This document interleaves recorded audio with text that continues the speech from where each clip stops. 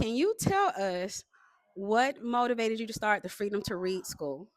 Okay. The reason Nikole Hannah-Jones and I started the 1619 Freedom School actually was during COVID time, which is like this. I'll make it a short story, but during COVID, when the whole world shut down, I was still a classroom teacher. However, one of the plus sides was it gave me time to catch up with Nikole. So we were like communicating, and she's always been an advocate for Waterloo, and we were just talking about just learning in general. At that time, I was teaching third grade. I had 24 students in my classroom, and only 9 of them would log on for virtual learning every day. So, if you could think about how detrimental that is for third graders, and then think about literacy and reading. I will be the first teacher to say, probably not, but it's impossible to teach authentic reading through the computer. Through Zoom, it just doesn't work that way. And we already had a lot of struggling readers to start off with, just nationwide, especially in Waterloo, Iowa. And most of our struggling readers happen to be Black and Brown children. So when I was talking to Nicole, I was like, I don't know, man, these kids really they just can't read. Like they're really struggling with reading. And she's like, well, what do you think is going to be after the epidemic? I said, worse than that. And she's like, what can we do? I'm like, I don't know. Maybe we should like do a little tutoring. So we talked about having like a little after school tutoring program, which from that conversation to 2 years of Zooms and meetings and writing grants and looking for a space turned into what is now the 1619 Freedom School. And it is a after school nonprofit literacy program that uses a specialized curriculum. We have our own 1619 Freedom School curriculum, which uses affirming African American books to not only teach students their history, but also to teach them how to read while learning their history at the same time. One of our units is called Children in History, and I think every student that has been through our program in the last 4 years, their favorite book has been The Youngest Marcher, which talks about Audrey Faye Hendricks, who was the 7-year old who went to jail because she participated in the Montgomery boycotts. And it's amazing to see students who get to see that, wow, these little kids really made impacts in history. I can be way more than what I'm doing right now. And just over the years, we've noticed not only have the test scores gone up, confidence has gone up, and it has just been an overall program that I'm still humbled and overwhelmed on a daily basis. Like, there's no way for me to even just, there's no words, like, no words about this program. It has me, I've always been a reader. I've always loved books since I was a little girl. It's something I've always been passionate about. I've always wanted to become a teacher. So being a teacher to me meant I get to be surrounded by books. And then even now doing things like this is just so wonderful So the thing. next question would be, why do you think it's very important for it to be here in Waterloo, Iowa?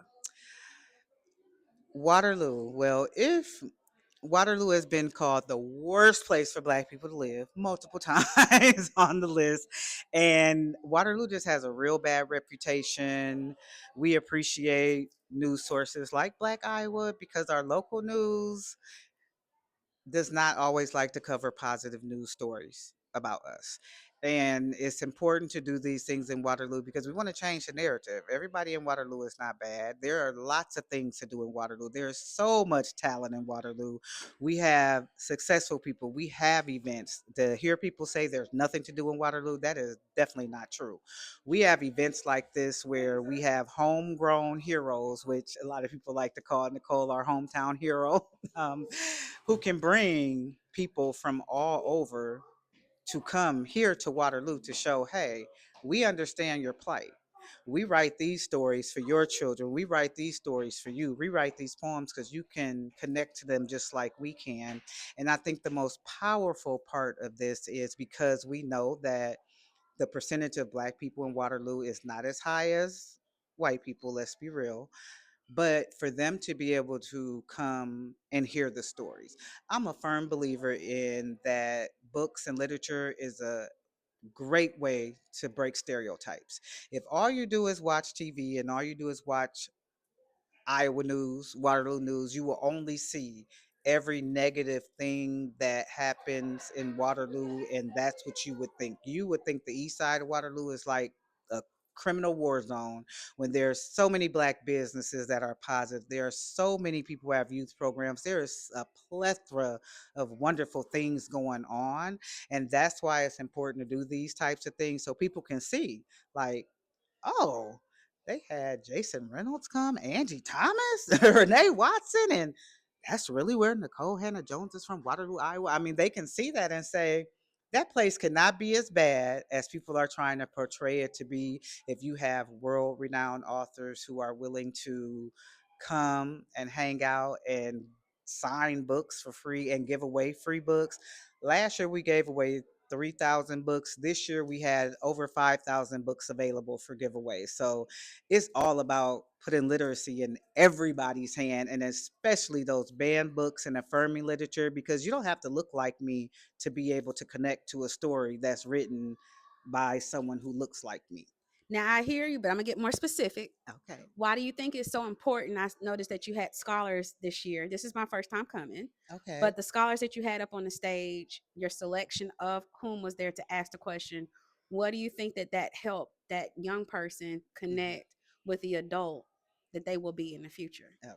Well, one, we call all of our Freedom School participants scholars, and we call them that from third grade and up because we want them to know you're not just a student, you're not just a little boy, you're not just a little girl, you are a scholar. You are someone who has the potential to be great. So when they have opportunities to talk to famous authors, famous people, they get excited. It gives them an experience that they may not usually have, and it also lets them know, I may be little, but I had an opportunity to ask a question to this lady who wrote a book and it was a movie. I mean, it's like Star Trek. Starstruck. I don't remember meeting any authors when I was little. As much as I like to read, not at one time had I ever met any author ever as a child.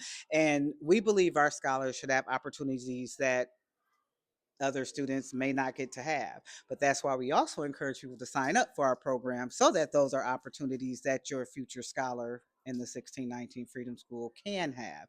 But it's just impactful. My granddaughter couldn't wait. This was her first year in the program, and she's been walking around with Angie Thomas's book for 2 days. And she is only 8 years old and was like, see, Grandma, I can read it. And she was literally reading it, and all she wanted to do was meet her, let her sign her book, take a picture with her, and let her know that she saw the movie and she wanted to read it. So when you have kids that young trying to read something clearly a little out of their level, but it's just to know that her confidence is that she can read it and that she's going to do it. And I believe she can. And I feel like that's what we instill in all of our scholars. I can read anything. Nobody can tell me I didn't. I didn't like those. I didn't want to read Little House on the Prairie when I was in the classroom. But now I get to read Ways to Make Sunshine because Ryan Hart is a cool character. So it's just a way to give them something else. Thank you so much.